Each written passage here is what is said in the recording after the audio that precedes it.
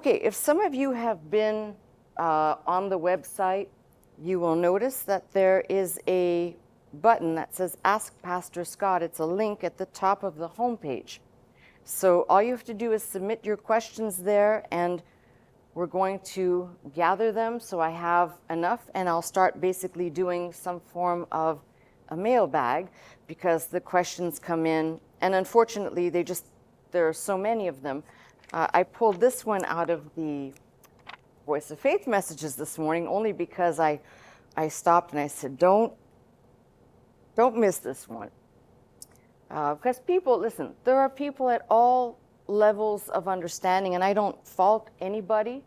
Like I said, this is truly the one-room schoolhouse where you've got levels, people of all different levels. But this individual here says that they watch on one of the over-the-air networks and wanted to know my thoughts on the 1,000-year reign of Christ, and this person believes it's already happening.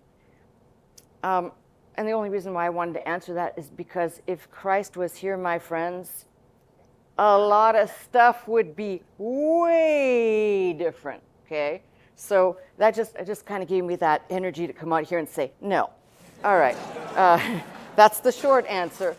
Listen, it's complicated, and I'm starting to realize that it's very easy to assume that people who have been in the church or around the church or even listening on and off through the years, you make certain assumptions that people understand certain things. And I certainly know regarding prophecy and eschatology.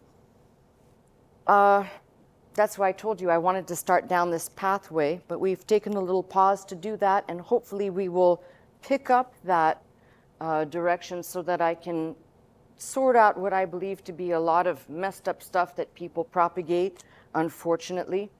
But in the meantime, I decided I'd only bring that one out here. So if you have questions, just there's a form, fill it out. And I'm kind of excited because I know that there's a ton of those. And interestingly enough, sometimes your questions become motivation for something to me to teach on. So it all works well together. This is kind of the thing that makes me really happy. So submit your questions, and there are no dumb questions. So don't do what some people do and say, well, I couldn't ask that. The dumb questions are the ones you don't ask.